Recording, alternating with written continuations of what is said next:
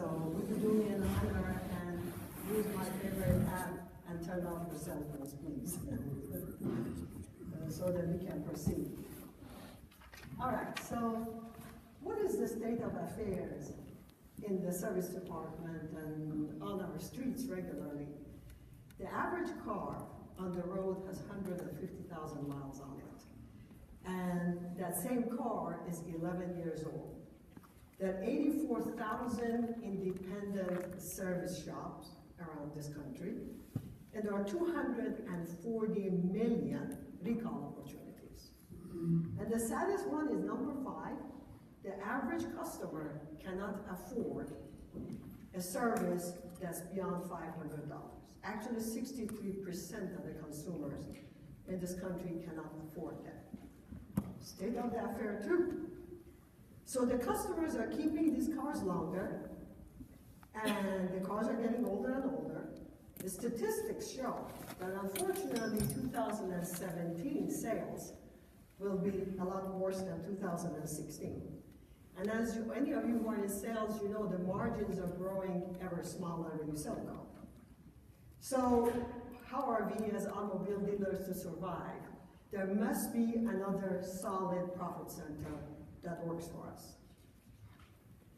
So, Mr. Dave Zawoski, president of Hyundai Motor America, in an article published on May 23rd of this year, indicated the following also, that the dealers need to get with the times.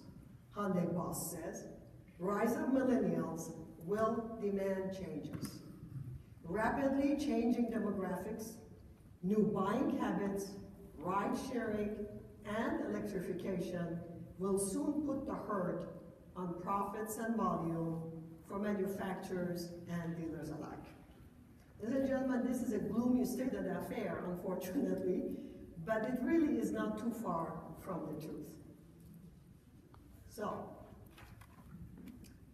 again, the state of the affair, disruptors. An article, and what is a disruptor? Article written in Forbes magazine by Ms. Howard indicates that the business school professor tells us that disruption displaces an existing market, industry, or technology and produces something new and more efficient and worthwhile. It is at once destructive and creative. Ladies and gentlemen, disruptors replace something that is more efficient and worthwhile, and they can be destructive. Can somebody give me an example of a very, very disruptive but successful company in the world right now? Uber. Excellent, excellent. Uber is disruptive. Uber is disrupting whose business? Taxi cab drivers, right? Right now, Uber is very successful. Why is it successful? Because all of us have the app on the telephone. In 10 minutes, we get the Uber guy to come down. You can watch him on your little telephone and see how far he is from you. And ultimately, very reasonably, the guy gets there. So it makes the life of a user better, but also there's another benefit that this can be a little job that supplements the income of everyday common people. So on that side, it is helping also. So it is more efficient and it is worthwhile. So Uber is very successful. But ladies and gentlemen, there is another study that people don't know. A study done by Oxford University that you know who Uber is really after? You guys, look in the mirror. What Uber is trying to do is make people understand that they don't need cars. That they don't need to deal with all of us. They don't need to come to service department. They don't need to repair the stupid car and have to pay $500 for it, right? They can call the little Uber thing and that's gonna come. And that is the power of Google is behind that. This business is not only disruptive to taxi cab drivers, they have a lot bigger business plan in mind. That's far more disruptive than just a taxi world. So, that's something to think about. So, what are we supposed to do? We have to come up with an avenue that generates more revenue for us. Who's going to win? Well, the smartest and the quickest. And ladies and gentlemen, we have come to the point that this is not the survival of the fittest. So, the best way to keep a disruptor at bay is what? To become one. Join the club. Become a disruptor yourself. How about looking at your business and coming up with niche environments in your dealership that are some little quick, easy ways that you could make a lot of money. Become a disruptor. Look at it. Look at things that will raise your efficiency in different departments and generate more revenue. Believe it or not, you have a very, very strong one. So, what is a disruptor? Disruptors are innovators that come up with solutions that fit the environment better. Not just fits the environment, but fits the environment better, ladies and gentlemen. You gotta become the zebra on the motorcycle if you want to survive the millennium, okay? So, not really, but sort of. Okay, so you have opportunity. What is the opportunity? Being as the cars are getting older, guess what? They need more repair. Being as the cars are older, they're probably real nicely out of warranty. How wonderful. Now, have you accepted this adage that I hear that I really don't like, that old cars go elsewhere? Well, wipe that out of your mind. Old cars don't have to go elsewhere. And being as 63% cannot afford to pay $500, why don't we become a little bit more creative and smarter in being able to take care of these people and bring them back more often? So, one of the places that's a tremendous opportunity that you can make money from the people who already brought the car into the dealership, that your own personal customers, is what? Is decline services. Now I have a question to ask all of you guys. Probably a bunch of you are from fixed ops. Give me an answer before I bring it up and show it to you. What percentage, we did a nationwide study of clients that are from Northeast to Southwest all across the United States, and believe it or not, the number was pretty uniform.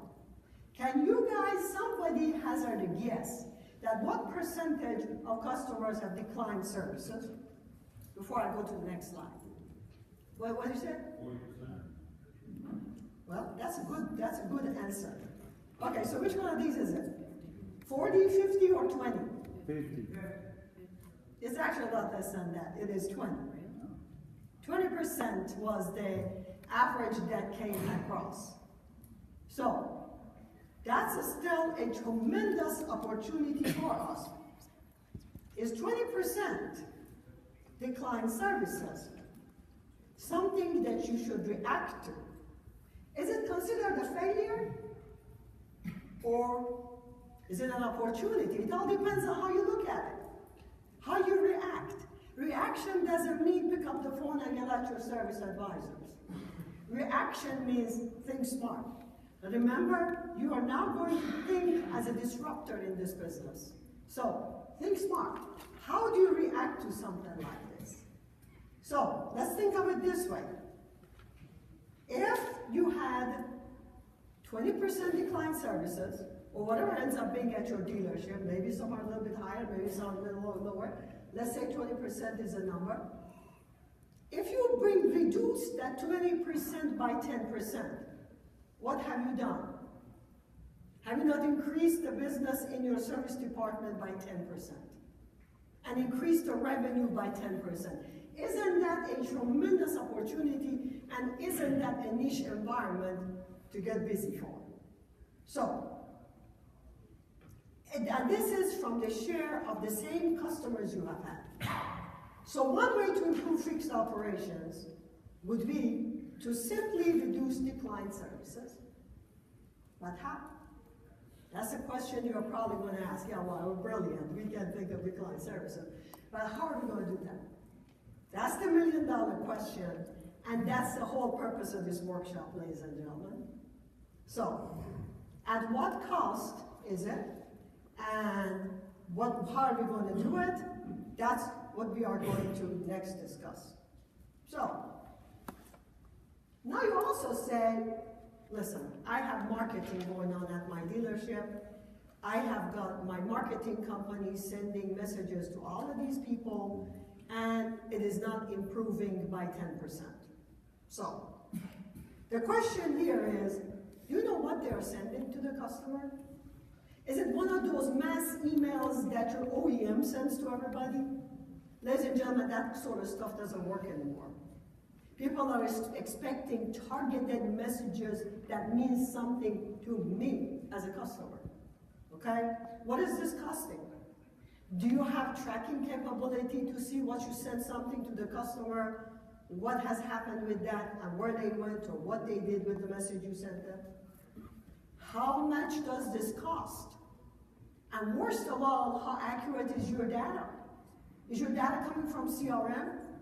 Ladies and gentlemen, I was for years in CRM. One of the biggest problems we ever had was the ability to keep a data clean. The duplicates were just astronomical. Major problem. Where is this data coming from? What are you sending them and what are you telling them? Is the question to be asked. So, that brings us to the next question. So my answer to you is, well, why should this customer come back? Why should they come back? Do you know why they declined in the first place? What is the impetus for them to come back? What has changed in the first time that they came in and declined the service and now?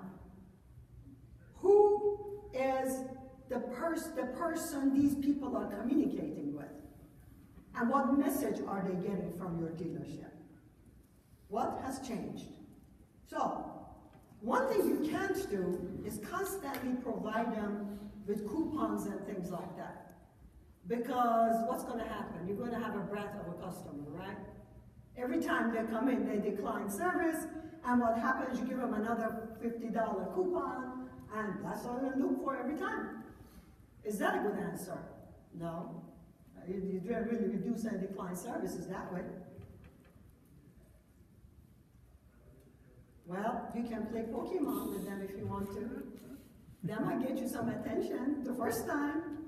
But, ladies and gentlemen, Pokemon ain't gonna hack it.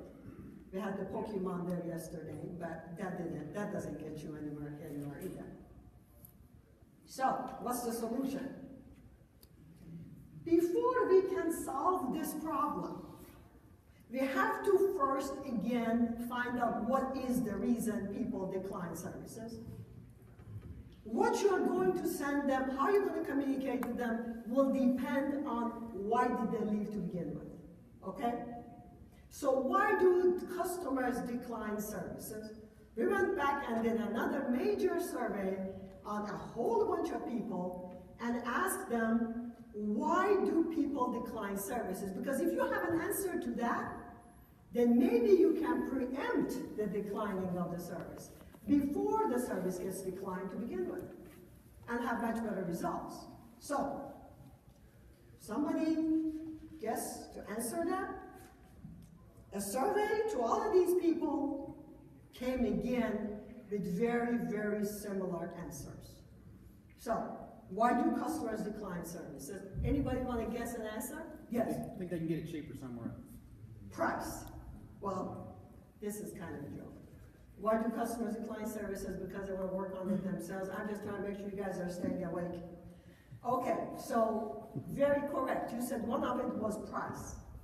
The other one was bad timing. Ladies and gentlemen, what does bad timing mean? Bad timing means I ain't convinced that I need to buy. So, there are cases that somebody thinks is bad timing, but it's actually very bad, very dangerous. For example, battery that is on the verge of not starting the car. It still passes the test, but any day it's going to go out. Tires that are on the verge of being threadbare. Fluid loss in the vehicle. All of those, if allowed to carry on, will make that $500 repair possibly $2,000. So they think it is not broken. Why fix it? But it's actually very badly broken. It's a matter of communicating. Price and bad timing all means what? It means that I'm not convinced to buy, or I will buy it, right? So what is the third one? Poor presentation on the part of service advisor. Because I'm not convinced that I'm supposed to buy this repair. That becomes your biggest problem. Poor presentation on the part of service advisor. So, because of that, the customer, people buy when they're convinced of a need. So let's think of this now. Is service advisor the very best person to communicate with the customer they need? What do you think? Could that be a problem? So, the primary mission, so let's find out what service advisors, this job description is.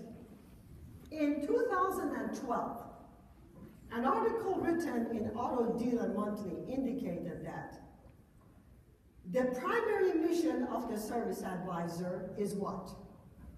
The primary mission of an advisor is to ensure that every customer is driving a safe and reliable vehicle. Still, that is the case today. But let's look at it now.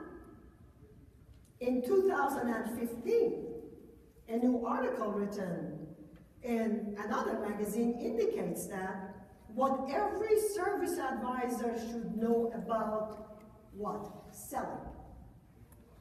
Obviously, the present service advisor is now considered a salesman, which is a perception that the customer has. Now, is this bad? Are we supposed to get mad at our service advisors? No. The reason is because of what? Because fixed operation departments has to be a profit center. You have to deliver at least 100% absorbency in your dealership. So if service department now has to make even more money than sales at times, then your service advisor has to sell, right? It is not his fault. It is not anything wrong. This is how the society and the environment is pushing the service advisor. He has morphed into something different. He's not doing anything wrong. This is what he's supposed to do. He's supposed to be selling. So, when you have service advisor appearing as a salesman, no longer as a diagnoser but a salesman, and service department has become a profit center, ladies and gentlemen, everything that we decide there is a price to pay. What is the price you paid?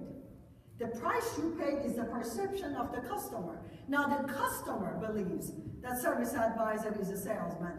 If you go on the web, ladies and gentlemen, and search service advisor, just Google it and look at it. There's myriad of information telling people, don't trust that service advisor. He's trying to sell something. Don't believe service advisor. They're trying to get their commission or whatever. So the world believes that the service advisor is a salesman, no longer the advocate for the customer. So what are we supposed to do with that? How do people react to somebody when they think they don't need something, to a salesman? When they perceive somebody is a salesman, and that salesman did not convey that I need to have whatever. You know, the very best salesmen are people that can truly define a need and come up with a solution to it. But if the service advisor cannot do it, what happens then? What do? We slam the door in their face, right? So, the customer is not convinced, and so what happens? When the service advisor tells him certain service, what happens? He declines the service. So, now, who diagnoses a true problem in the car? Enter a new actor. You have a new actor in your, well, he's not new, he's been there a very long time. But enter a new actor. Who diagnoses the true problem in a complex system? Nurse or a doctor? Engineer or draftsman, technician, or the service advisor, ladies and gentlemen? Who is the person that owns the problem and diagnoses it truthfully? Your technician, isn't it? So, who can fix and who can sell? Is this picture right? The technician can fix and the salesman can sell. That's not necessarily the case at all. Because the voice of the technician has merit. Because he owns the problem.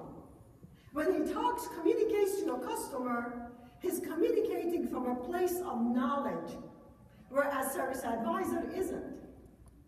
Okay? Service advisor has morphed into what you made him become a salesman.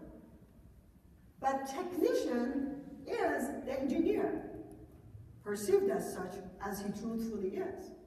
Service advisor is not. So he owns the problem. He seems to have no agenda. Okay? Whereas a service advisor seems there is an agenda. So, a case for technician being the identifier of the problem can be made, especially one that has not manifested itself. One that eventually going to cost a lot more.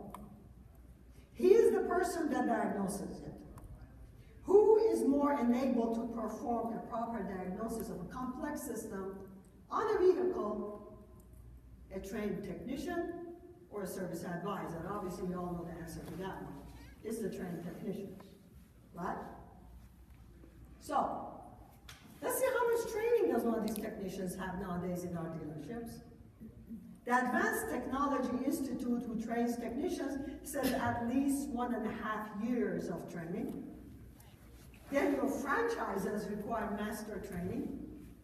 How much does it cost? How much time a master technician spends becoming a master technician? Ladies and gentlemen, they're actually quite impressive when you look at all the work that they do. Mercedes-Benz Corporation, basic technician, has over in that a year and a half, 100 hours for a base technician. This is not master technician. Master technician has to travel somewhere and become more trained. These systems are difficult. And it continues. Porsche Motor Company, all these OEMs, to become a master technician, you have to really become highly educated in this system. So customer believes that this person is in the know. He can view this problem, solve the problem, and talk about it. Ladies and gentlemen, that's a tremendous asset for you. That's something you can take advantage of. Okay? This is looking at a problem and looking at it from multitude of angles. And you realize you have the actors in your own dealership right now. It's just that one group has morphed into something different. You still have the other guy. You don't have to go spend more money and hire somebody else. Okay? So you say, well, are you crazy? You're going to have my technician run out every single time a car comes in, out there and talk to the customer? No, ladies and gentlemen. Remember the disruptive technology? Remember the Uber and the little app on the telephone? Remember the disruptive technology. This is where the disruptive technology will become an assistance. It enables a technician to communicate with customer without ever being in front of the customer. And these things are available. So, he can be at his bench communicating. Look at this one. This is a real picture. This guy is a technician. Where is he? He's under the hood of the car. What is he doing? He's on a tablet, on a multi-point inspection, electronic one, sending a message to a customer. How about that? That's a real genuine photograph. Okay. Now, new technology also improves efficiency. Remember we talked about another niche spot. Efficiency is worth a lot of money. Unfortunately, in our dealerships, we are highly inefficient in a lot of things and destroy cash. Here is another way to make more money. Okay, so your technicians spend 5 out of each 8 hours actually turning wrenches. Okay? The other 3, they're chasing after advisor. Then they're chasing back into the parts department, standing in front of the parts counter, moving cars around, waiting around for authorization to do the job. Now, if you have 10 technicians and you manage to improve their time by 2 hours, you're talking about 20 hours. If you have $120 per hour labor charges, that equates to $2,400 a day, $67,200 a month, $800,000 a year. Can you afford to throw that away? No, you can't. Nobody can. So equate this kind of efficiency to a lot of money made. There is your revenue that is being destroyed. So make the life of your technician more efficient. You don't have to hire any new ones either. Okay? So, improved technician efficiency is also good for whom?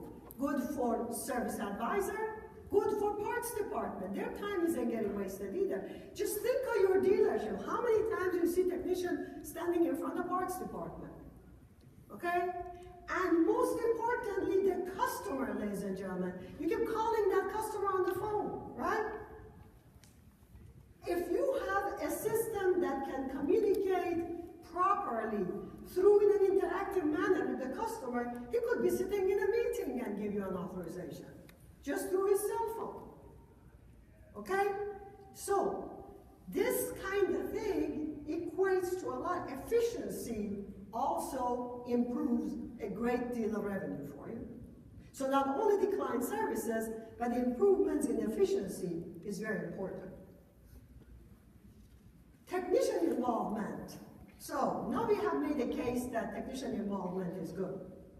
So now, this thing we are going to go get, this technology, disruptive technology, what characteristics does it have in order to actually work for you? Okay? Before you make that decision, look at this and remember, the must-have features have to be interactive. What does interactive mean? Interactive means a product that more than one people can communicate with one another through it. Example of which is Facebook. Okay? That's an interactive system. We are buddies, you and I. I stick a picture on there, you see it. I stick a message on there, you see it, and you can answer it to me. That's an interactive system. That people are members of it and can communicate with one another through it. Secondly, user-friendly, guys. It has to be user-friendly. No huge training, okay? And intuitive. If you're handing this to the technician, probably the best thing they can use in this as a tool would be an inspection sheet, okay? Diagnose problems on the inspection sheet. But a proper inspection sheet, that has dollar amounts and all that on it too. But if you hand the inspection sheet to a technician, he automatically knows how to work it, whether it's electronic or whether it's on the paper, right? Because he's used to it. So, this system also needs to have solid customer interface. So customers can get on it readily and easily, and tablet and mobile friendly. And ladies and gentlemen, text to email also would be a good thing, okay? Meaning that your service advisors, if they're not, or your technician, if they're not on the texting system, and their email is up, they can still see the text coming in, okay? So you have to have a technology that's user-friendly, that is intuitive, easy to train and understand, as well as interactive. Because now you have, who you cannot train. You're not going to train the customer. You can't train the customer. You have to have something that customer is used to using already also. Okay? Easy to use. So, Volvo Motor Company is actually promoting systems like this right now. I don't know if you are any of your Volvo dealers. You might have heard a little bit about their system. They're trying to promote their personal technician or something like that in the US. So, does this mean that we don't need the service advisor? No, not at all. That would be a mistake. Because as I also showed you, remember the technician was under the hood of the car communicating. You still need a person to be able to communicate with the customer, and service advisor is very much needed. Advisor is directly face-to-face communicating with customer. Customer still comes to the dealership. You have to have a service advisor over there. Service advisor is the voice, the communicator, okay? So, but service advisor through a system like this is fully cognizant. Remember the interactive thing we talked about? He sees exactly what the technician is sending. Parts department should be able to see everything that's going on. Service director should be able to see it because it's interactive, okay? So advisor has to be physically there, but advisor is fully cognizant of what has gone on to the customer. So, results. What are results? At the mid-sized dealership that has installed some of these things and that has taken care of that, they have had 60% of the additional repairs recommended by the technician actually bought. And some of these repairs that the technician recommended were not originally on the RO, okay? On the RO request when the first car came in. So these were all additional. And they have reduced their declined services to 15%. That's 5%. 5% is very, very good. Of course, the efficiency and all that. But working toward 5% more haven't been on very long. But you know, if you were to look at that, you actually do get results. So, I love this picture. So this is all of you are thinking about this now, right? What? I'm supposed to install another software? I know how you guys all feel about software. And I don't feel bad for you because I believe what's going on in your mind. The software technology that we are usually handed in our mobile business is a bit old. The only way people can use these softwares is if you learn the logic of the original programmer or the technician that wrote this software. If you don't know that logic, then you're lost in you have to spend hours and hours and hours of training and $1,000 a day training and all those things. That should not be necessary with this. Because these systems, if they are intuitive, do we teach people how to use Facebook? No, we don't. Do we teach people how to use Twitter? No, we don't. So software technology that is written in the millennium, ladies and gentlemen, starts with the user interface. It starts with friendliness of the user interface, okay? It starts with the stuff you know, like the multi-point inspection thing that you guys are all used to it. Starts with simple interfaces that people can readily grab and understand. It is intuitive. It doesn't take hours and hours of training. So, it should not be that difficult. It should not be such a heart-wrenching thing to be able to install these systems. Okay? Because they are recently written, because they have the technology that's available to even the software writers to write better code. So, how about this one? Are you schmuck automotive? Any of you, have you asked your customers that even though they have been abused to give you 5, do you think they really do it? You and I both know. Again, this is one of those I want to make sure you guys are all awake. So no, you get really, really bad scores if you don't take care of the customer, no matter how much you ask them for a favor. So for the voice of the service department to be heard by the customer, for the voice of the service department to be heard by the customer, nobody has to be sitting in front of each other, okay? On Facebook, you're not sitting in front of each other. You're communicating with one another all over. That is an example of an interactive system. So you don't have to be in front of the customer. You don't have to have your employee getting up there and going out there. The voice of the service department, the voice of the technician can be heard through a proper interactive system. So, for this technology also to be successful, you need to have interfaces, again, as I said, that are familiar to the users, okay? So, for example, electronic inspection report is a great tool.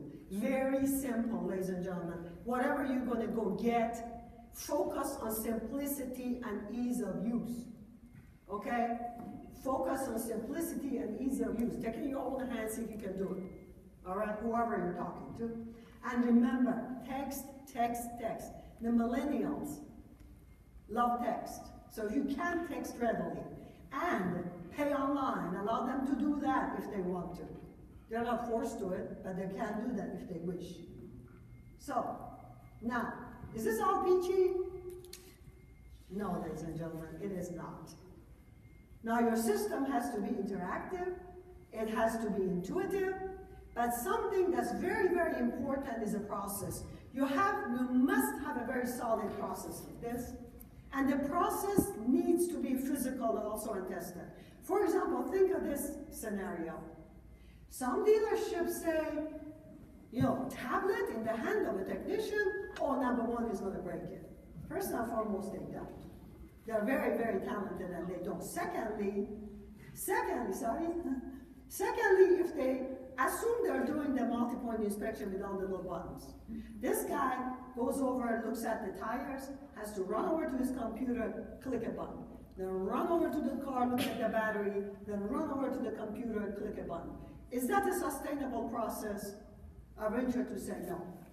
He'll either stop using it, or he'll have a heart attack in the heat, or whatever, running back and forth. Come up with a sustainable process, okay, that actually physically works. Again, simple. None of this has to be extremely complex. So, is it all peachy again? No. You have one other thing to deal with, and that's your OEM. Remember the big boss of Hyundai, talking about you guys all getting with it and getting to use stuff that is the state of the art and learning to take care of millennials properly. They're the same ones that also tell you, as a franchisee dealer, to use softwares and technology that are software and technology of the past, and don't necessarily do this stuff. It is very, very difficult for some of the new, really state-of-the-art products to get attention with OEM, because the chicken and the egg, You guys cannot sign up with them because they don't have 5,000 customers, but they will not talk to them because they don't have customers. So the fact of the matter is that you need to decide, you are ultimately the decision maker. You guys, if your dealerships are out of trust, Mr. Zukoski doesn't do anything about it. You are the one. If your service department is not making money, you are the one they look at and say, why are you doing such a lousy job? So sometimes you have to finally take this by the horn and do something different, okay? You might have to do something different. If you really want to do what I'm talking about here, some change is needed with the technology. The technology has to have certain characteristics, okay? And look for those characteristics. If the thing that OEM tells you has those characteristics, more power to you. If it doesn't, go get one that does. Okay? So, there is no secret to success here. There is no magic wand here, ladies and gentlemen. It's all hard work. Okay? The result of hard work is a proper product that you might choose that would fit your dealership and your environment. And you might have to realize that the result of learning from previous errors is the fact that now maybe you can come up and make a decision that you might have to do the wrong thing, okay? And choose something different. So, and there are times that there are OEM that give you money and all that. You need to, in just a minute, we'll get into that, but measure your budget and see if those monies are worth having. Okay, or how much is it costing you in the long run? So, for a project to succeed, ladies and gentlemen, all participants must accept to do the job. You have to have a proper process that's followable, but these people, everybody in your department, in your service area, everybody has to accept that this is a project we're all sticking with, and you are responsible for assuring that that's going to happen. Every person must be held accountable to this. So, which brings us to another requirement of the technology. Easy to use reporting. Whatever it is that you go to look at, make sure that the reports are easily doable. Maybe they can be automated to come to you. Remember, and for this to be successful, that multi-point inspection thing has to be done for every single customer, okay? If it is not done, then the system will not succeed. So, you have to have understandable and simple reporting that works for you, that's automatically sent to you also, okay? So, every single RO must have with it this process, whatever it is that you choose, ultimately. So, now you're going to say, oh Lordy, what's this thing going to cost? Don't shiver. It doesn't have to be that bad. And I'm not going to say the old adage that you sell one car and you make the money. No. But first and foremost, you guys are all smart people. You have done budgeting. Figure out what's your 10% worth. How you can improve efficiency, what is that worth? And come up with the bottom line. See if this thing is going to work for you and be valuable, okay? That 10% and the efficiency and all have a great deal of value to them. See what is that amount, dollar amount, okay? Then make yourself a budget. Ladies and gentlemen, there are a lot of tools in the web that you can get to calculate a budget. I have a very simple one I'll show you. It's taken me I usually like to do these things, but I'm glad to send it to you if you want to have it. But most of you have systems. Make a budget that says, okay, this is my cost in this is my cost in that. The only thing really that you should have a cost in is the system that you, whatever it is that you get, and maybe some simple equipment, okay? Like tablets and things like that. Beyond that, you really should not have. But make a little budget for yourself. And it doesn't cost any money, okay? Then go choose a vendor. For example, I like to use a simple little calculator like that. It's just Excel sheet, okay? If I have to add employee, what would be, it has another sheet that is our assumptions. Put little assumptions with it. Now, do you need new employee? You shouldn't have need for new employee unless you're gonna hire more technicians, okay? If you wanna hire more technicians because you got more service, yeah. How much does it cost to buy tablets? How much does it cost the monthly on this thing? What is upfront on it? Whatever it is, that technology, disruptive technology you're talking about. If you want, just see me after here and give me your email, and this is all I'll send you. And also, one other very important thing is CSI, improvements on CSI part of this project. Because improvements in CSI cost you a lot of money. Not just with OEM, but with customer too, okay? You need to be able to communicate with customers every single time, after every single service. We want to hear your voice, what's happening with you, okay? In order to survive, we've got to get to that level of granular level of communication. Broad templating people doesn't work anymore. And with the systems at your fingertip, you really shouldn't have to do that. So, realize that this new level of technology might need a new infrastructure of software. I'm not talking about you go dump your DMS and CRM and all other softwares.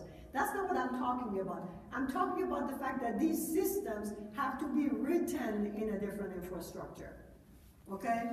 They are not the CC plus systems of dealer track, I don't mean to name anybody, companies that provide us DMS. That stuff doesn't hack it. That's what I'm talking about. You need to look for some trailblazers. And please be cognizant of this piloting business. Somebody asks you, why don't you pilot our system? Well, the next question is, has this thing not been tested? Why do I need to pilot your system?